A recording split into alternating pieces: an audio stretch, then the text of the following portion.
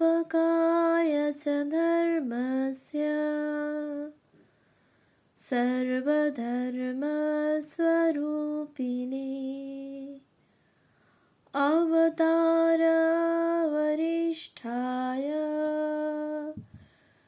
রামকৃষ্ণায় তে নমঃ।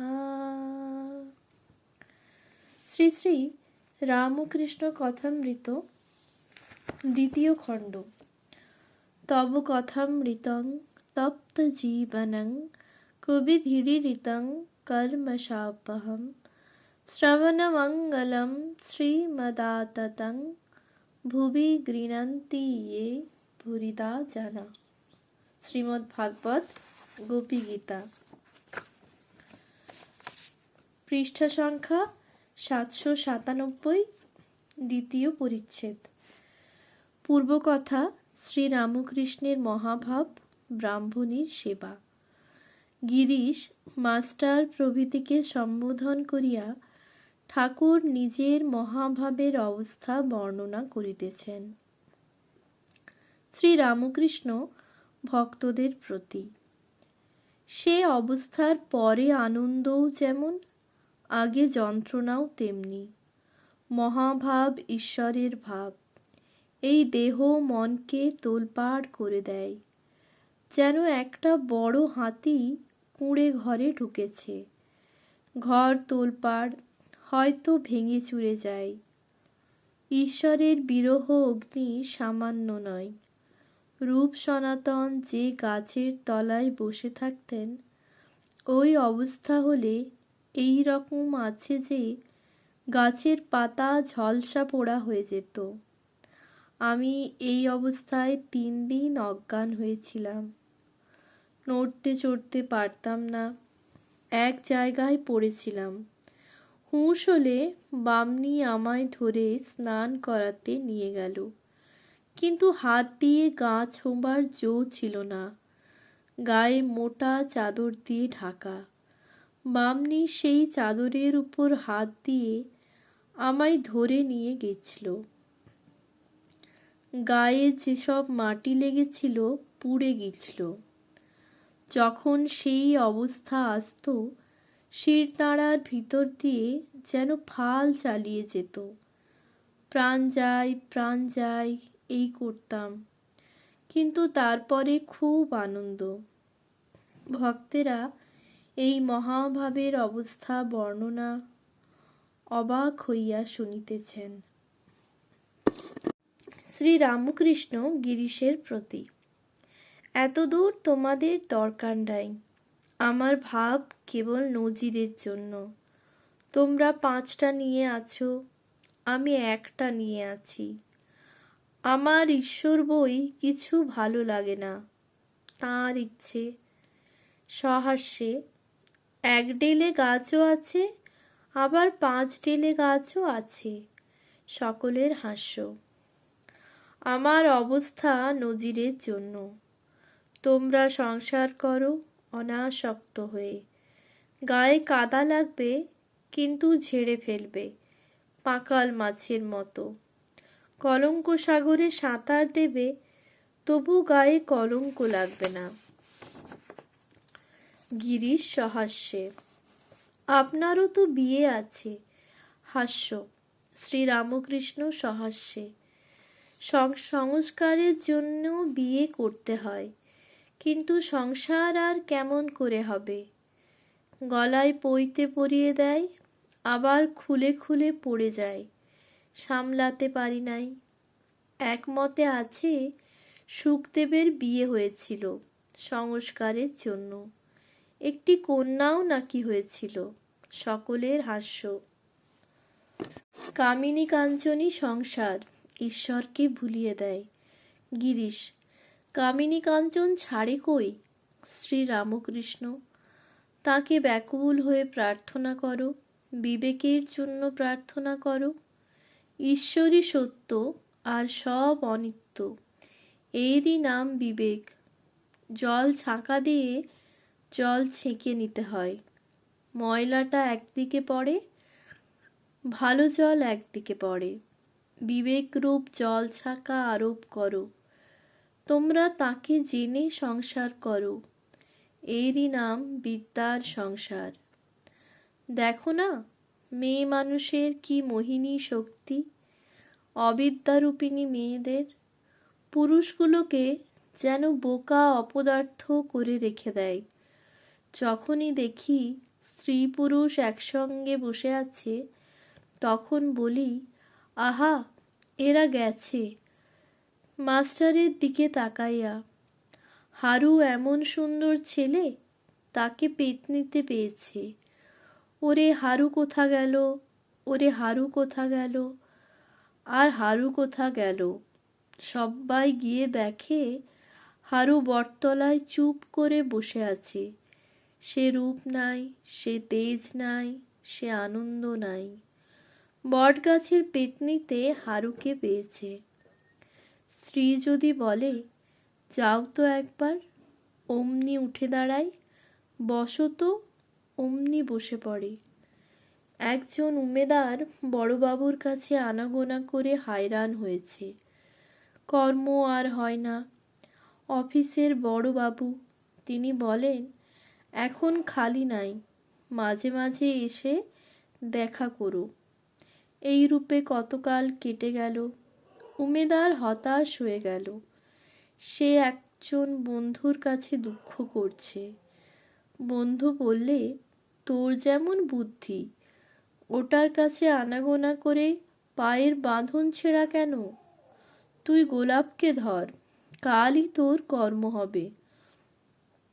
উমেদার বললে, বটে, আমি এক্ষুনি চললুম।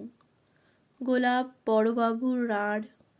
উমেদার দেখা করে বললে, মা, তুমি এটি না করলে হবে না, আমি মহা বিপদে পড়েছি। ব্রাহ্মণের ছেলে আর কোথায় যায়? মা, অনেক দিন কাজকর্ম নাই, ছেলেপুলে না খেতে পেয়ে মারা যায়। তুমি একটি কথা বলে দিলেই আমার একটি কাজ হয়। গোলাপ ব্রাহ্মণের ছেলেকে বললে, বাছা, কাকে বললে হয়? আর ভাবতে লাগলে, আহা, ব্রাহ্মণের ছেলে বড় কষ্ট পাচ্ছে। উমেদার বললে, বড়বাবুকে একটি কথা বললে আমার নিশ্চয়ই একটা কর্ম হয়। গোলাপ বললে, আমি আজই বড়বাবুকে বলে ঠিক করে রাখব। তার পরদিন সকালে উমেদারের কাছে একটি লোক গিয়ে উপস্থিত। সে বললে, তুমি আজ থেকেই বড়বাবুর অফিসে বেরুবে। বড়বাবু সাহেবকে বললে, এ ব্যক্তি বড় উপযুক্ত লোক, একে নিযুক্ত করা হয়েছে, এর দ্বারা অফিসের বিশেষ উপকার হবে। এই কামিনী কাঞ্চন নিয়ে সকলে ভুলে আছে। আমার কিন্তু ওসব কিছু ভালো লাগে না। মায়েরই বলছি, ঈশ্বর বই আর কিছুই জানি না। তৃতীয় পরিচ্ছেদ। সত্য কথা কলির তপস্যা, ঈশ্বর কোটি ও জীব কোটি। একজন ভক্ত, মহাশয়, নব হুল্লোল বলে এক মত বেরিয়েছে। শ্রীযুক্ত ললিত চাটুর্যে তার ভিতর আছেন। শ্রীরামকৃষ্ণ, নানা মত আছে, মত পথ, কিন্তু সবাই মনে করে আমার মতই ঠিক, আমার ঘড়ি ঠিক চলছে। গিরিশ মাস্টারের প্রতি। পোপ কি বলেন? It is with our judgements ইত্যাদি। It is with our judgements as with our watches, none goes just alike, yet each believes his own. Sriramakrishna মাস্টারের প্রতি। এর মানে কি গা? মাস্টার, সবাই মনে করে আমার ঘড়ি ঠিক যাচ্ছে, কিন্তু ঘড়িগুলো পরস্পর মেলে না।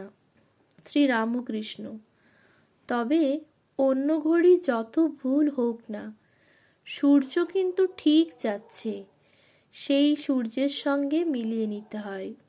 একজন ভক্ত, অমুকবাবু বড় মিথ্যা কথা কয়। শ্রীরামকৃষ্ণ, সত্য কথা কলির তপস্যা, কলিতে অন্য তপস্যা কঠিন। সত্যে থাকলে ভগবানকে পাওয়া যায়।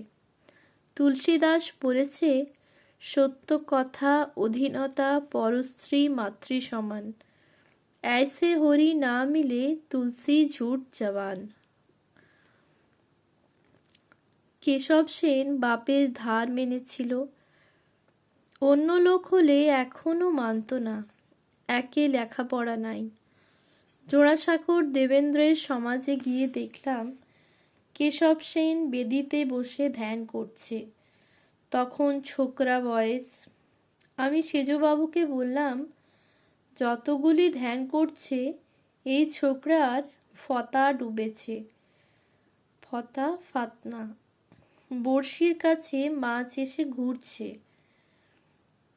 একজন, তার নাম করব না, সে 10,000 টাকার জন্য আদালতে মিথ্যা কথা কয়েছিল। জিতবে বলে আমাকে দিয়ে মা কালীর অর্ঘ্য দেওয়ালে। আমি বালক বুদ্ধিতে অর্ঘ্য দিলুম। বলে, বাবা, এই অর্ঘ্যটি মাকে দাও তো। ভক্ত, আচ্ছা লোক। শ্রীরামকৃষ্ণ, কিন্তু এমনই বিশ্বাস আমি দিলেই মা শুনবেন। ললিতবাবুর কথায় ঠাকুর বলিতেছেন, অহংকার কি জায়গা, দু একজনের দেখতে পাওয়া যায় না। বলরামের অহংকার নাই, আর এর নাই। অন্য লোক হলে কত টেরিক তম হতো, বিদ্যার অহংকার হতো। মোটা বামুনের এখনো একটু একটু আছে। মাস্টারের প্রতি। মহিম চক্রবর্তী অনেক পড়েছে না? মাস্টার, আজ্ঞা হাঁ, অনেক বই পড়েছেন। শ্রীরামকৃষ্ণ সহাস্যে। তার সঙ্গে গিরিশ ঘোষের একবার আলাপ হয়, তাহলে একটু বিচার হয়। গিরিশ সহাস্যে। তিনি বুঝি বলেন, সাধনা করলে শ্রীকৃষ্ণের মতো সব্বাই হতে পারে? শ্রীরামকৃষ্ণ, ঠিক তা নয়, তবে আভাসটা ওই রকম। ভক্ত, আজ্ঞা, শ্রীকৃষ্ণের মতো সব্বাই কি হতে পারে? শ্রীরামকৃষ্ণ, অবতার বা অবতারের অংশ, এদের বলে ঈশ্বর কোটি, আর সাধারণ লোকদের বলে জীব বা জীবকোটি। যারা জীবকোটি তারা সাধনা করে ঈশ্বর লাভ করতে পারে, তারা সমাধিস্থ হয়ে আর ফেরে না। যারা ঈশ্বর কোটি তারা যেমন রাজার বেটা, 7 তলার চাবি তাদের হাতে, তারা 7 তলায় উঠে যায়, আবার ইচ্ছা মতো নেমে আসতে পারে। জীবকোটি যেমন ছোট কর্মচারী, 7 তলা বাড়ির খানিকটা যেতে পারে ওই পর্যন্ত। জ্ঞান ও ভক্তির সমন্বয়। জনক জ্ঞানী সাধন করে জ্ঞান লাভ করেছিল। শুকদেব জ্ঞানের মূর্তি। গিরিশ, আহা। শ্রীরামকৃষ্ণ, সাধন করে শুকদেবের জ্ঞান লাভ করতে হয় নাই। নারদেরও শুকদেবের মতো ব্রহ্মজ্ঞান ছিল, কিন্তু ভক্তি নিয়েছিলেন লোক শিক্ষার জন্য। প্রহ্লাদ কখনো সোহম ভাবে থাকতেন, কখনো দাস ভাবে, সন্তান ভাবে। হনুমানেরও ওই অবস্থা। মনে করলে সকলেরই এই অবস্থা হয় না। কোনো বাঁশের বেশি খোল, কোনো বাঁশের ফুটো ছোট। চতুর্থ পরিচ্ছেদ। কামিনী কাঞ্চন ও তীব্র বৈরাগ্য। একজন ভক্ত, আপনার এসব ভাব নজিরের জন্য, তাহলে আমাদের কি করতে হবে? শ্রীরামকৃষ্ণ, ভগবান লাভ করতে হলে তীব্র বৈরাগ্য দরকার। যা ঈশ্বরের পথে বিরুদ্ধ বলে বোধ হবে তৎক্ষণাৎ ত্যাগ করতে হয়, পরে হবে বলে ফেলে রাখা উচিত নয়। কামিনী কাঞ্চন ঈশ্বরের পথে বিরোধী, ও থেকে মন সরিয়ে নিতে হবে। ঢিমে তেতালা হলে হবে না। একজন গামছা কাঁধে স্নান করতে যাচ্ছে। পরিবার বললে, তুমি কোনো কাজের নও, বয়স বাড়ছে, এখন এসব ত্যাগ করতে পারলে না? আমাকে ছেড়ে তুমি একদিনও থাকতে পারো না, কিন্তু অমুক কেমন ত্যাগী। স্বামী, কেন, সে কি করেছে? পরিবার, তার 16 জন মাগ, সে এক একজন করে তাদের ত্যাগ করছে, তুমি কখনো ত্যাগ করতে পারবে না। স্বামী, এক একজন করে ত্যাগ? ওরে খেপি, সে ত্যাগ করতে পারবে না। যে ত্যাগ করে সে কি একটু একটু করে ত্যাগ করে? পরিবার সহাস্যে, তবু তোমার চেয়ে ভালো। স্বামী, খেপি, তুই বুঝিস না, তার কর্ম নয়, আমি ত্যাগ করতে পারবো। এই দেখ, আমি চললুম। এর নাম তীব্র বৈরাগ্য। যাই, বিবেক এলো, তৎক্ষণাৎ ত্যাগ করলে। গামছা কাঁধেই চলে গেল, সংসার গোছগাছ করতে এলো না। বাড়ির দিকে একবার পেছন ফিরে চাইলেও না। যে ত্যাগ করবে তার খুব মনের বল চাই, ডাকাত পড়ার ভাব। এই, ডাকাতি করবার আগে যেমন ডাকাতেরা বলে, মারো, লোটো, কাটো, কি আর তোমরা করবে? তাতে ভক্তি প্রেম লাভ করে দিন কাটানো। কৃষ্ণের অদর্শনে যশোদা পাগলের ন্যায় শ্রীমতীর কাছে গেলেন। শ্রীমতী তাঁর শোক দেখে আদ্যাশক্তিরূপে দেখা দিলেন। বললেন, মা, আমার কাছে বর নাও। যশোদা বললেন, মা, আর কি লব? তবে এই বলো, যেন কায় মনোবাক্যে কৃষ্ণেরই সেবা করতে পারি। এই চক্ষে তার ভক্ত দর্শন, যেখানে যেখানে তার লীলা, এই পা দিয়ে সেখানে যেতে পারি। এই হাতে তার সেবা আর তার ভক্ত সেবা, সব ইন্দ্রিয় যেন তারই কাজ করে। এই কথা বলিতে বলিতে ঠাকুর শ্রীরামকৃষ্ণের আবার ভাবাবেশের উপক্রম হইতেছে। হঠাৎ আপনি আপনি বলিতেছেন, সংহার মূর্তি কালী, না, নিত্য কালী। ঠাকুর অতি কষ্টে ভাব সম্বরণ করিলেন। এইবার একটু জল পান করিলেন। যশোদার কথা আবার বলিতে যাইতেছেন। শ্রীযুক্ত মহেন্দ্র মুখুজ্জে আসিয়া উপস্থিত। ইনি ও ইহার কনিষ্ঠ শ্রীযুক্ত প্রিয় মুখুজ্জে ঠাকুরের কাছে নূতন যাওয়া আসা করিতেছেন। মহেন্দ্রের ময়দার কল ও অন্যান্য ব্যবসা আছে। তাহার ভ্রাতা ইঞ্জিনিয়ারের কাজ করিতেন। ইহাদের কাজকর্ম লোকজনে দেখে, নিজেদের খুব অবসর আছে। মহেন্দ্রের বয়স 36-37 হবে, ভ্রাতার বয়স আন্দাজ 34-35। ইহাদের বাটি কেদেটি গ্রামে। কলিকাতা বাগবাজারেও একটি বসত বাটি আছে। তাহাদের সঙ্গে একটি ছোকরা ভক্ত আসা যাওয়া করেন, তাহার নাম হরি। তাহার বিবাহ হইয়াছে, কিন্তু ঠাকুরের উপর বড় ভক্তি। মহেন্দ্র অনেক দিন দক্ষিণেশ্বরে যান নাই, হরিও যান নাই, আজ আসিয়াছেন। মহেন্দ্র গৌরবর্ণ ও সদা হাস্যমুখ, শরীর দোহারা। মহেন্দ্র ভূমিষ্ঠ হইয়া ঠাকুরকে প্রণাম করিলেন। হরিও প্রণাম করিলেন। শ্রীরামকৃষ্ণ, কেন এতদিন দক্ষিণেশ্বরে যাওনি গো? মহেন্দ্র, আজ্ঞা, কেদেটিতে গিছলাম, কলকাতায় ছিলাম না। শ্রীরামকৃষ্ণ, কি গো, ছেলেপুলে নাই, কারু চাকরি করতে হয় না, তবুও অবসর নাই? ভালো জ্বালা। ভক্তেরা সকলে চুপ করিয়া আছেন। মহেন্দ্র একটু অপ্রস্তুত। শ্রীরামকৃষ্ণ মহেন্দ্রের প্রতি, তোমায় বলি কেন, তুমি সরল উদার, তোমার ঈশ্বরে ভক্তি আছে। মহেন্দ্র, আজ্ঞে, আপনি আমার ভালোর জন্যই বলেছেন।